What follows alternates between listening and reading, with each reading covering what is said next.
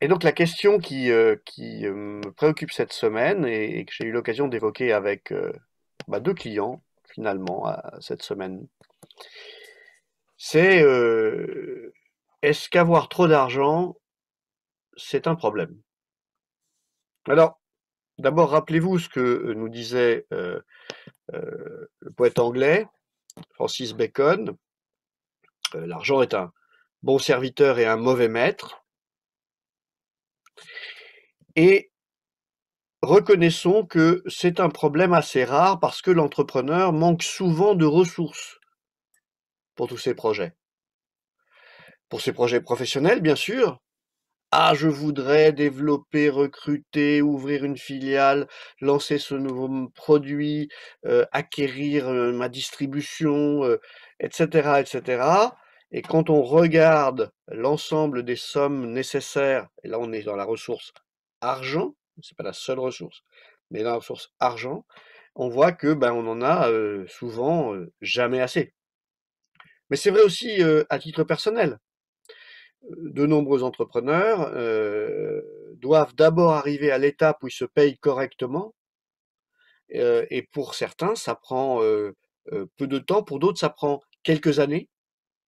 Pour certains, enfin, c'est très compliqué parce que le modèle économique de l'entreprise est encore imparfait, le marché n'est pas tout à fait là où on l'espérait, et même à titre personnel, on n'est pas assez rémunéré.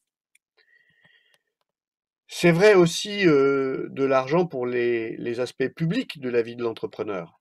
Nous sommes tous sollicités, nous aimerions donner un peu de notre temps et éventuellement un peu de notre argent pour les choses qui nous tiennent à cœur, et on n'a souvent pas assez d'argent, et non plus bien sûr pour nos questions de philanthropie, qui sont donc les quatre opportunités que vous avez d'avoir besoin de ressources financières. Alors, du coup, là, le dialogue dans l'univers de l'entrepreneuriat, dans la culture, il est exagérément centré sur l'argent. Donc le financement, les prêts, les capitales, les fonds d'investissement, la bourse ou la vie bien sûr, les valorisations, les cash out, et puis je vous en rajoute d'autres, les business angels, tous ces aspects donc de prêts d'honneur ou autres. Dès que vous parlez d'entrepreneuriat, le sujet de l'argent devient un sujet presque immédiat.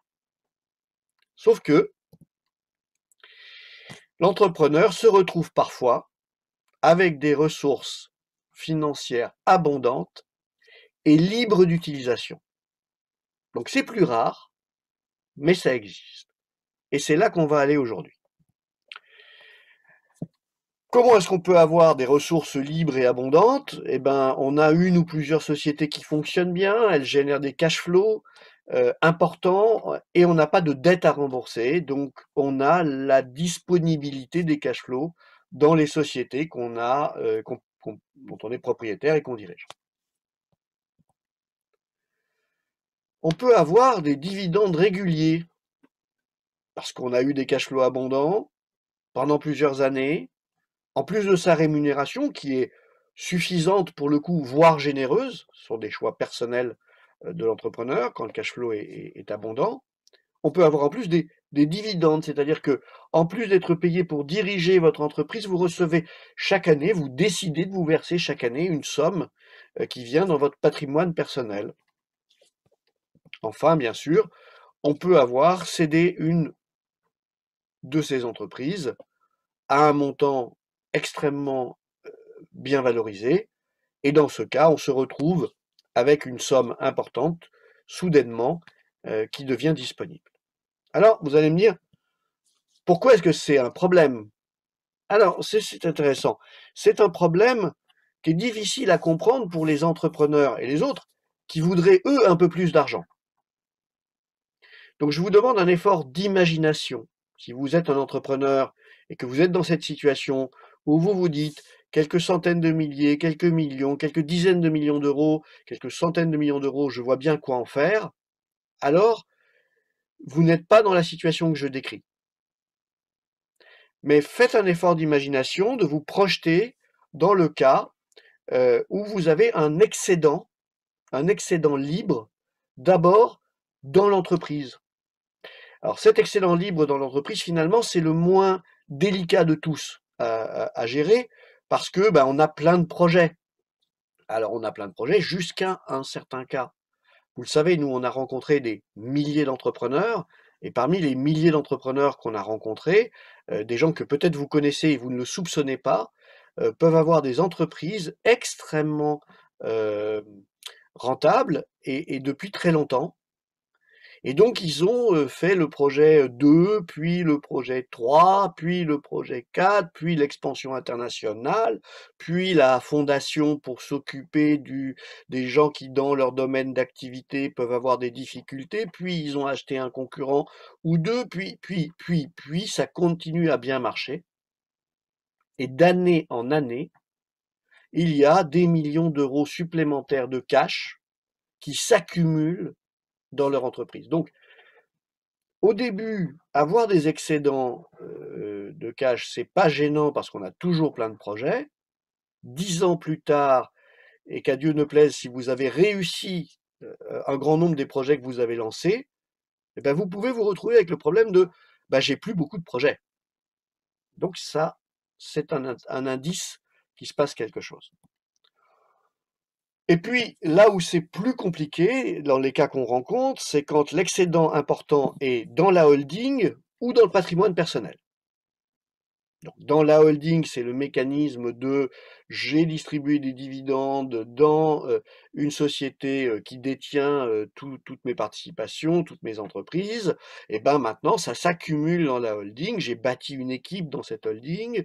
Bon, bah, cette équipe, c'est des gens de talent, ils coûtent cher, mais enfin, année après année, il y a encore plus d'argent que je n'en dépense qui remonte. Et donc, je l'ai réalloué encore une fois dans les différentes entreprises, dans les différents projets. Mais je me retrouve avec, de plus en plus d'argent et il y a quelques années, une dizaine d'années à peu près, j'avais rencontré des dirigeants d'une entreprise, extrêmement discret qui faisaient juste bien leur métier, sauf que, bah, l'entreprise gagnait 3 millions d'euros par an, après impôt et que, bah, ils avaient 15 millions de trésor.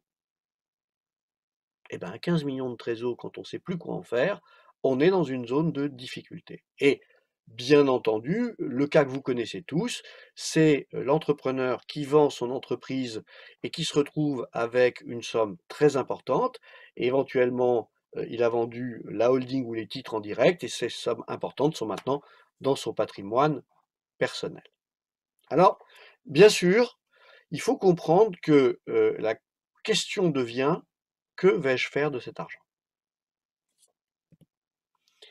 Eh bien, il y a des problèmes différents selon les montants qui sont en jeu.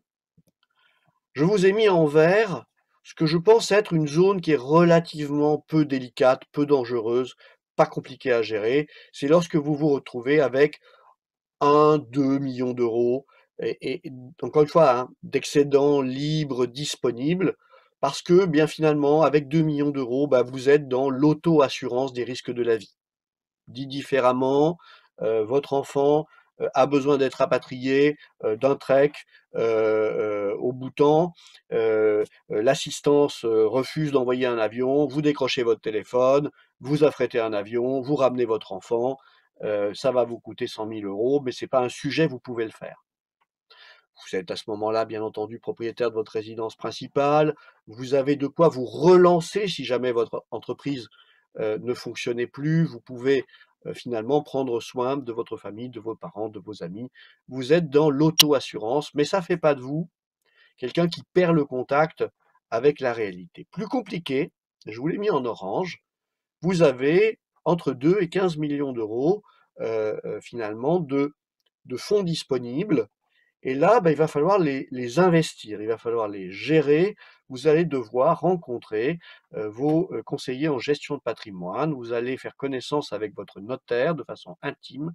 Vous allez vous poser des questions sur la façon dont vous devez donner ou pas de l'argent à vos enfants, oui, pas, etc. Vous pouvez vous dire aussi que, il est possible de vivre finalement en consommant ce capital sans travailler jusqu'à la fin de votre vie et bien peu de gens le font, mais vous pourriez imaginer de changer radicalement, de vie à ce moment-là.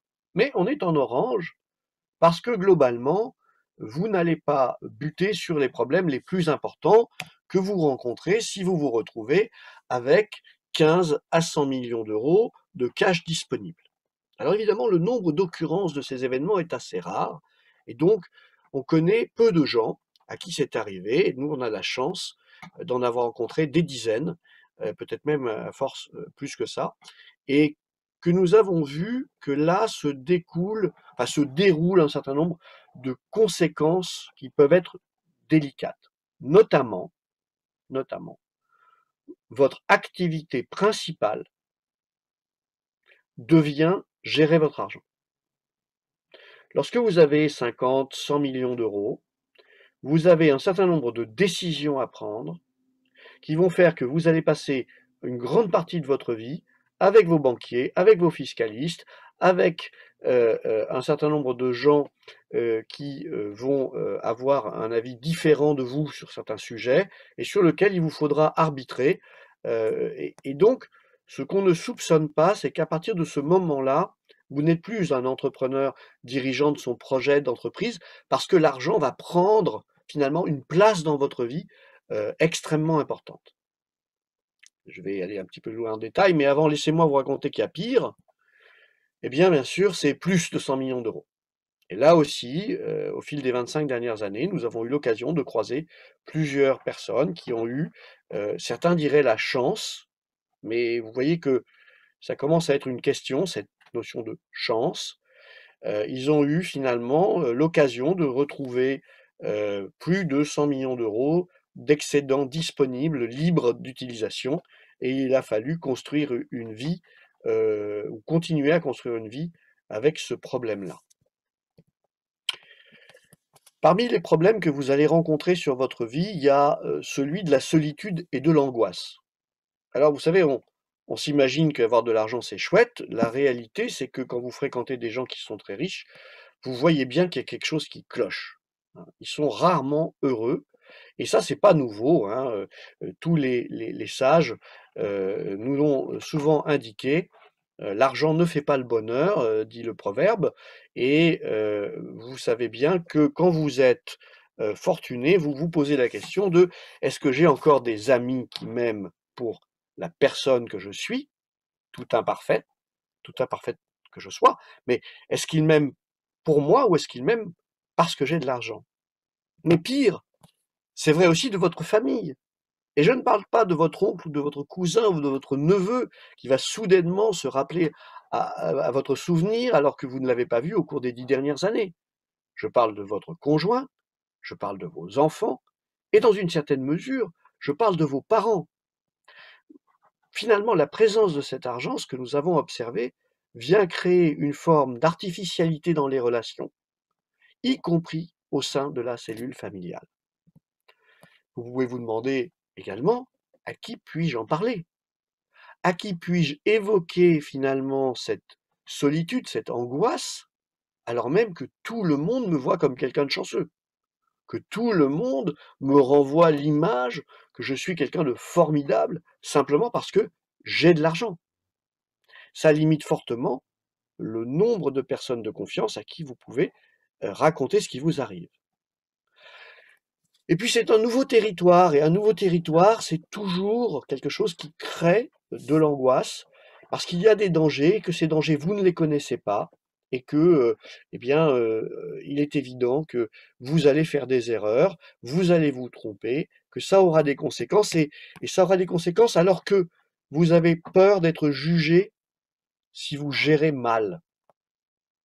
Vous vous souvenez ce qu'on dit des 3 générations, heu successives dans les entreprises familiales. Alors c'est un peu un cliché, mais on dit voilà, il y a il y a l'aigle, hein. L'aigle, c'est celui qui survole, il est majestueux, il crée l'entreprise, il organise le réel en quelque chose qui devient, concret et donc il est à l'origine de la fortune familiale. Puis vient, le faucon. Alors ça vole un petit peu moins haut, ça voit moins bien les choses, mais c'est quand même un bel animal et puis vient le vrai con.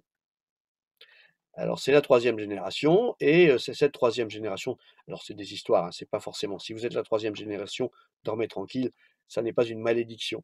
C'est juste qu'on observe qu'il est difficile de gérer une fortune sur plus de 3 générations. Mais pourquoi? Parce que c'est pas simple et donc il y a la difficulté, la peur d'être jugé Et cette peur d'être jugé, elle est à la fois, familiale, elle est à la fois sociale, elle est à la fois personnelle. Suis-je à la hauteur de la tâche? Enfin, on a peu de pairs avec qui échanger. Il y a une étude magnifique qui a une vingtaine d'années de Merrill Lynch qui montre que lorsque vous avez 50 millions de dollars, eh bien, vous ne fréquentez que des gens qui ont 50 millions de dollars ou plus. Et vous ne parlez plus à des gens qui ont moins d'argent que vous. Et ce qui est très très drôle, c'est que si vous avez 100, 200, 500, vous ne parlez plus aux gens qui ont 50 parce qu'ils n'ont pas les mêmes problèmes que vous. Vous parlez aux gens qui ont la même fortune que vous. Et si vous avez 1 milliard, alors vous parlez plus aux gens qui ont 500 millions de fortune parce qu'ils n'ont pas les mêmes problèmes que vous et qu'ils pourraient venir vous demander de l'argent. Alors que lorsque vous parlez avec des gens qui ont les mêmes sommes que vous, alors vous êtes quelque part dans une forme de compréhension. On a les mêmes problèmes et on fait les mêmes projets. Donc, un des savoir-faire de ces grandes banques de patrimoine que sont UBS, Crédit Suisse, Pictet ou bien les parties banques privées de JP Morgan, de Morgan Stanley ou de Goldman Sachs, c'est de vous marier entre personnes fortunées du même niveau, vous, mais aussi vos enfants, parce que les problématiques sont similaires. Ça n'empêche que vous avez finalement assez peu de personnes avec qui vous pouvez échanger, et donc il est fréquent de voir des moments de solitude et des moments d'angoisse, encore plus que dans la vie normale d'un entrepreneur. Alors il y a une solution, une ébauche de solution, et c'est notre maître, François Sicard. François Sicard est un Français qui s'est installé à New York il y a de nombreuses années, qui a fondé Tocqueville Asset Management, un family office à l'époque où le mot n'existait pas. Et en outre le fait que c'est un extraordinaire professionnel, François a commencé à écrire parmi les premiers dont nous ayons eu connaissance, a écrit sur ses clients et les difficultés qu'il rencontrait. Et il y a 2 articles qui sont fondamentaux dans notre corpus de la Melson Way. Celui-ci que je vous présente et que je vous enverrai sur demande, qui s'appelle The Shock of Sudden Cash, et l'autre qui s'appelle Planning for the Next 100 Years. Et dans le Shock of Sudden Cash, il explique que même si on a déjà des revenus, déjà de l'argent, l'arrivée d'une somme d'argent brutale, donc là on vise le cas où vous avez par exemple vendu votre entreprise, l'arrivée d'une somme d'argent brutale va être un choc dont vous devez mesurer l'importance si vous voulez en prévenir les effets négatifs. Il met par exemple en lumière le fait que la plupart des gens qui gagnent à la loterie, on dirait le loto ou l'euro-million aujourd'hui, ne sont pas préparés du tout à ce qui leur arrive et que donc ils finissent par, pour la plupart, dépenser tout cet argent et vivre dans la misère. Lorsque vous êtes un entrepreneur, vous êtes un petit peu plus équipé que ça, vous avez travaillé pour arriver à ce résultat, mais finalement vous avez travaillé pas plus dur que celui qui n'y est pas arrivé. Et donc quand l'argent arrive, il va y avoir quand même un certain nombre de questions à se poser. Shock of Sudden Cash est une bonne ressource. Planning for the Next 100 Years est une autre bonne ressource. Je salue François et j'espère qu'il va bien parce que il n'est plus tout à fait dans ses 20 ans et on lui remercie pour avoir aidé à travers ses articles des centaines et des centaines d'entrepreneurs. Alors, en conclusion,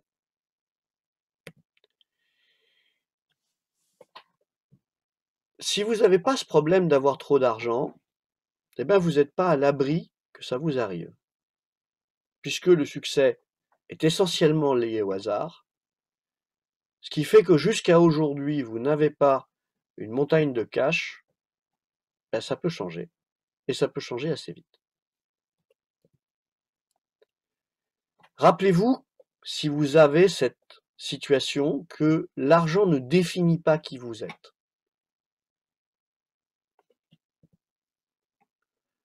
Placez-vous dans le temps long, parce que en fait, cet argent vous a rendu le quotidien tout simple.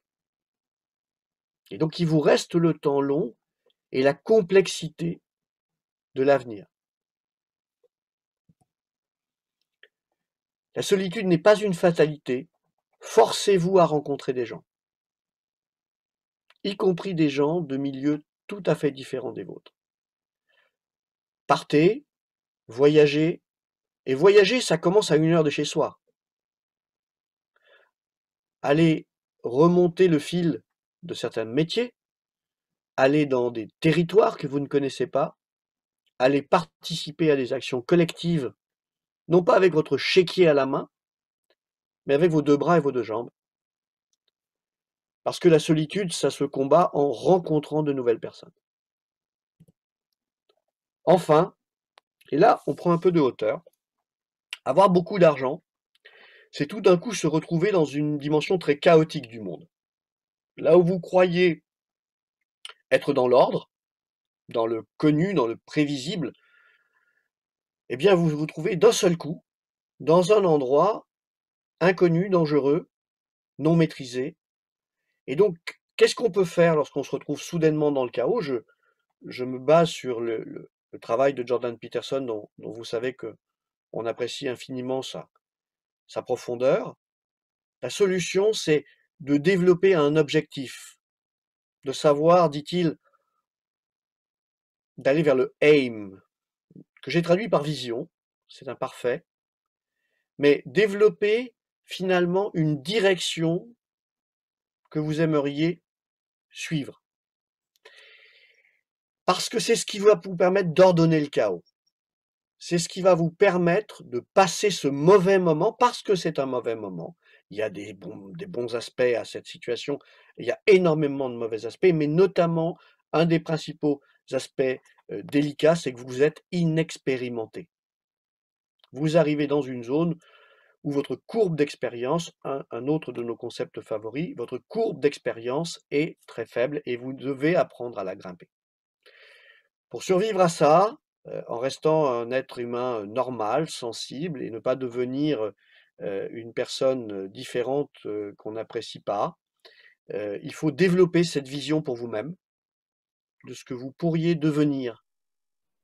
Et c'est cela qui va vous donner un axe autour duquel vous allez petit à petit découvrir, ordonner et construire une solution à cet excès de cash. Merci Patrick. Je pense que ce qu'il y a d'intéressant en sous-jacent de ta présentation, c'est finalement une recherche d'équilibre. C'est-à-dire que l'excès vient par rapport à d'autres ressources qui sont nécessaires pour la réussite de l'entrepreneur. Et donc, l'excès de l'un par rapport aux autres crée le problème.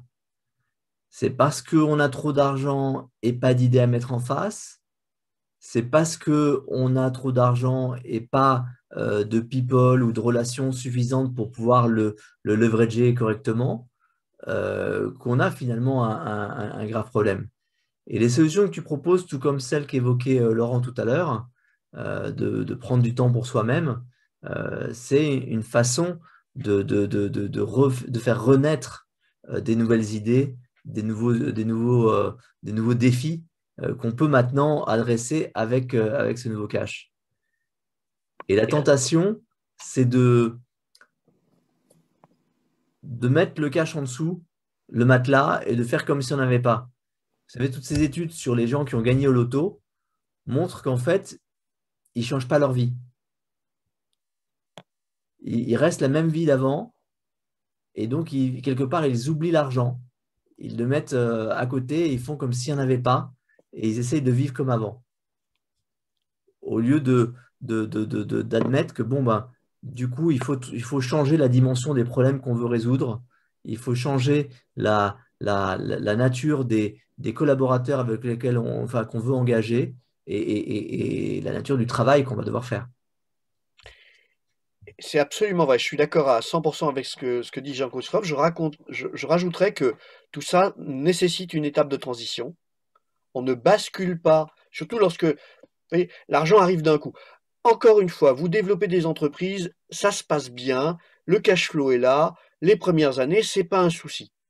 Parce que vous avez 1000 occasions de l'utiliser et que vous avez plein d'idées et vous allez chercher les ressources, vous avez la vision qui va justifier l'usage de cet argent. Quand l'argent arrive d'un coup et que c'est une somme importante, rappelez-vous les échelles dont je vous ai parlé, il ne s'agit pas de vous dire que vous avez un problème si tout d'un coup vous vous retrouvez avec 15 ou 20 millions d'euros. C'est un certain nombre de nouvelles choses qu'il va falloir apprendre, mais ça n'est pas un problème qui menace votre vie. En revanche, vous vous retrouvez comme certains entrepreneurs, encore une fois assez rares, hein, avec énormément d'argent très très vite, alors vous devez tout réinventer. Parce que tout d'un coup, votre monde a changé. Euh, J'échangeais il n'y a pas très longtemps avec quelqu'un qui a plusieurs milliards. Il est jeune et il ne les avait pas. Donc il les a eus, mais il connaît la vie d'avant et maintenant il les a. Le plus frappant, me disait-il, c'est combien tout est simple. C'est comme si tu avais un passeport diplomatique permanent partout où tu ailles. Rien n'est un problème. Tu veux aller d'un point A à un point B, c'est possible. Tu veux visiter ce qui n'est pas visitable, c'est possible. Tu veux rencontrer quelqu'un qui n'est pas rencontrable, c'est possible. Et donc, vous vous retrouvez dans ce genre de situation, et là c'est un peu un cas extrême, avec une telle abondance d'opportunités que si vous ne savez pas ce que vous voulez, si vous ne savez pas qui vous êtes, on revient encore au travail de Laurent, si vous n'avez pas travaillé sur vous-même et la prochaine version de vous-même, à ce moment-là, vous êtes dans une phase compliquée. Et il ne faut pas hésiter à en parler, il ne faut pas hésiter à évoquer la difficulté dans laquelle vous vous rencontrez. C'est plus facile une fois que c'est sorti, une fois qu'on l'a au moins verbalisé, de commencer à construire quelque chose là-dessus. Voilà. Un sujet un peu inhabituel, hein, parce que ça ne concerne pas beaucoup d'entrepreneurs, mais ça concerne aussi ces entrepreneurs qui ont réussi.